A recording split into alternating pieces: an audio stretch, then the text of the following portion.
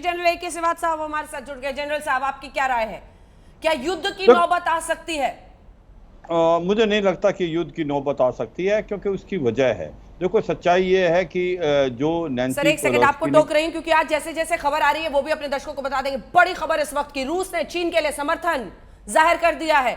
जिस खबर का अंदेशा था बीते दिन से, याद रखिए, अभी तो रूस चीन भाई भाई, चाहे वो यूक्रेन के खिलाफ रूस की जंग हो या फिर चीन की ताइवान को लेकर पॉलिसी हो, दोनों एक दूसरे के समर्थन के लिए हाथ मिला ही लेते हैं। चीन के रुख का रूस ने समर्थन कर दिया है। इस पर भी आपका कमेंट सिवात साहब। चीन को अपनी संप्रभुता की रक्षा का अधिकार है, ये रूस कह रहा है। अमेरिका ने जो किया है उसको भांपते हुए और अमेरिका के खिलाफ जिस तरह से रूस ने यूक्रेन जंग के वक्त सब कुछ कहा था, उसे जिम्मेदार ठहराया था, वही आज पॉलिसी चाइना की है। ऐसे में दोनों हाथ जोड़ रहे हैं। हाँ बिल्कुल अंजना, इसमें कोई शक नहीं। Enemies enemies my friend. तो रूस और चीन का गठबंधन तो अब चलेगा। और इसमें सच्चाई है, जब रूस यूक्रेन लड़ाई हुई तो चीन रूस के साथ खड़ा हुआ था, और अब चीन भी रूस के साथ खड़ा हुआ था, तो अब रूस भी चीन के साथ खड़ा हुआ है। इसमें कोई शक और सवाल नहीं। मगर जो आपने क्वेश्चन पूछा था कि क्या लड़ाई हो सकती है, मुझे नहीं लगता कि लड़ाई होने की नौबत आएगी। उसकी वजह है कि जो अमेरिका ने किया है, आप देखें 1979 का जो ताइवान एग्रीमेंट जो जिम कार्टर के टाइम में साइन हुआ था, उसमें साफ सुथरे शब्दों में लिखा हुआ है कि ताइवान जो है एक प्रकार से डेमोक्रेटिक वाइब्रेंट डेमोक्रेसी है, और हम यूनिलैटरली किसी को स्टेटस को चेंज नहीं करने देंगे। वन चाइना पॉलिसी माना, मगर उसके अलावा उन्होंने ये बहुत साफ सुथरे शब्दों में बोला था कि ये अमेरिका की रिस्पॉन्सिबिलिटी। हेलो, हाँ आवाज आ रही है सिवात साहब? हाँ, अमेरिका की जो रिस्पॉन्सिबिलिटी है कि ताइवान को एक डेमोक्रेटिक नेशन रखने की, वो बहुत ज़रूरी है। और मुझे लगता है नैन्सी पेलोसी ने जो किया है वो काबिल तारीफ है। याद रखो 1991 में भी वो आई थी टिनमेन स्क्वायर में, और उन्होंने एक वाइट एंड ब्लैक फ्लैग लगाया था जिसमें बाईपार्टिजन डेलीगेशन लेके गई थी। उस टाइम भी डेमोक्रेट्स और रिपब्लिकन की कि we are with the freedom of and democracy of this nation.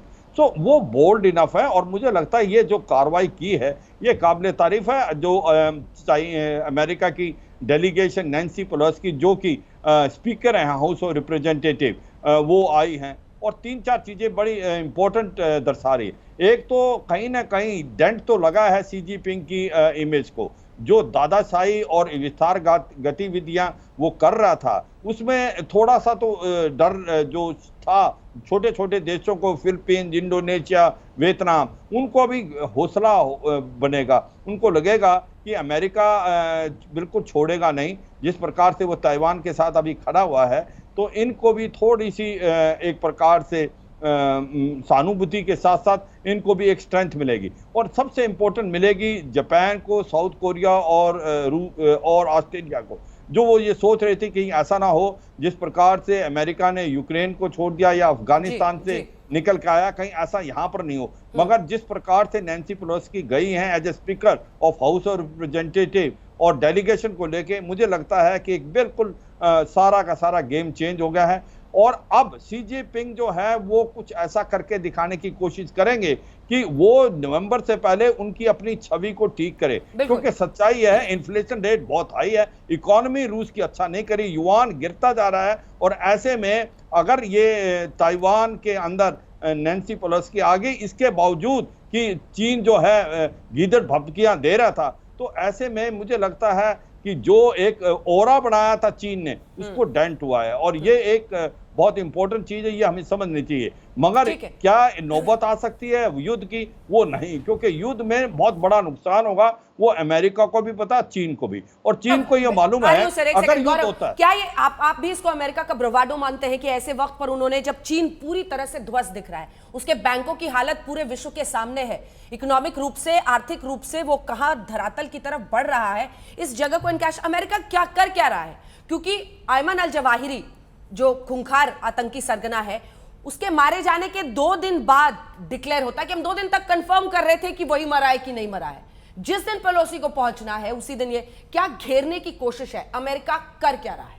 America इस समय एक बहुत बड़ा जियो स्ट्रेटेजिक खेल खेल रहा है और ऐसा जो अमेरिका भी दो तरह से बोल रहा है कि जो बाइडेन बोल रहे हैं कि सेना कह रही है नहीं जाना चाहिए और नैन्सी पेलोसी कह रही है जाना चाहिए। आप ये देखिए दोनों एक ही पार्टी के सदस्य हैं, दोनों डेमोक्रेट्स हैं। अमेरिका में भी मिड टर्म चुनाव है। नैन्सी पेलोसी एक बहुत स्ट्रांग लीडर के रूप में उभर रही है।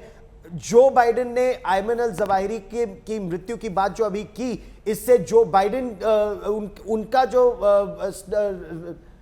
डाउन जा रहा था पूरा का पूरा उनका सिस्टम, वो भी उसको अप करने की कोशिश कर रहे हैं। तो अमेरिका बहुत सीधे तौर पर यहां एक बड़ा स्ट्रेटेजिक खेल खेल रहा है। नैन्सी पेलोसी ने सीधा वार किया है चाइना पर, न केवल ताइवान को लेकर। तीन चीजें उन्होंने बहुत महत्वपूर्ण की है। एक, ताइवान प्रजातंत्र है, प्रजातंत्र को सशक्त बनाएंगे, ह्यूमन राइट्स की रक्षा करेंगे। दो, तिब्बत में चीन ने जो किया, हांगकांग में चीन ने जो किया, वो बहुत गलत है। वन नेशन और टू सिस्टम्स हांगकांग की बात करता था चीन, उसे कूड़े में डाल दिया। ये नैन्सी पेलोसी ने कहा है, ये बहुत बड़ा बयान है। तीसरा, वीगर मुसलमानों के साथ शिनजियांग में जो चीन कर रहा है, या तिब्बत की जिस तरह से संस्कृति को खत्म कर रहा है, धर्म को खत्म कर रहा है, यह बहुत बड़ा वार नैन्सी पेलोसी का चीन के हर ओर है। और ऐसे में नैन्सी पेलोसी का ताइवान जाना एक संकेत है कि प्रजातंत्र को सशक्त किया जा रहा है। और यह प्रजातंत्र केवल ताइवान नहीं, पूरे क्षेत्र में प्रजातंत्र को विस्तारवादी देशों के लेकिन खिलाफ गौरव वहां से सशक्त शुरू किया कर जा रही रहा हूं है। जहां से आपने शुरुआत की थी कि जो अमेरिका में तो रेटिंग्स कहते हैं जब चुनाव के लिए तैयार, पता नहीं चीन जैसे तानाशाही वाले देश में इसे क्या कहा जाता है, लेकिन उनकी लोकप्रियता में एक गिरावट थी। अब ऐसे जब वो घिरेंगे तो एक तानाशाह का दिमाग कैसे काम करेगा, उसकी भी तो गारंटी ना आप दे सकते हैं ना कोई दूसरा मुल्क दे सकता है। बिल्कुल, अगर कोई स्ट्रेटेजिक मिसकैलकुलेशन यहां पर हो जाए, यानी जो विमान, जो जहाज, जो पनडुब्बियां, जो मिसाइल फायरिंग की बात कर रहा है चीन इस समय, अगर उससे कुछ कोई स्ट्रेटेजिक मिसकैलकुलेशन हो गया या कुछ गलत हथियार चल गया, ADIZ को, एयर डिफेंस आइडेंटिफिकेशन जोन को वायलेट कर रहे हैं। बीती रात 21 विमानों ने एक साथ, चीन के 21 विमान जिसमें J-11 फाइटर्स भी थे, अर्ली वार्निंग एयरक्राफ्ट भी थे, advanced early warning system, electronic warfare system के विमान, वो सब ADIZ में घुसे ताइवान के। अगर वो एयर स्पेस पे घुस आते हैं, कोई रिटेलिएटरी एक्शन हो जाता है, तो एकाएक ये बिल्कुल स्थिति बदल जाएगी। लेकिन जब तक ऐसा नहीं होता, चीन की एक गीदड़ भपकी भर है। हालांकि आर्थिक प्रतिबंध उन्होंने लगाना शुरू कर दिया। अगला सवाल, अगर आप ये कह रहे हैं कि स्ट्रेटेजिकली मिसफायर हो जाए या कुछ हो जाए, लेकिन ऐसा भी तो हो सकता है कि स्ट्रेटेजिकली वो जानबूझकर कुछ जगहों पर हमला करे, स्ट्रेटेजिक पॉइंट्स पर हमला करे, क्योंकि ऐसा अगर कर देता है तब क्या नौबत होगी? तब यह स्थिति बहुत ज्यादा बढ़ जाएगी, क्योंकि अमेरिका अब तक एक स्ट्रेटेजिक एम्बिग्विटी की बात करता था कि अमेरिका की असल नीति है क्या ताइवान के प्रति। क्या वो केवल अपने हथियार देगा जिस तरह यूक्रेन में उसने हथियार दिए, क्योंकि जो पूरी सुरक्षा ताइवान की है वो अमेरिकी हथियारों के बदौलत है, या तो पेट्रियट सिस्टम्स है या F-16s है। क्या वो केवल हथियार देगा या बूट्स ऑन ग्राउंड्स क्या करेगा?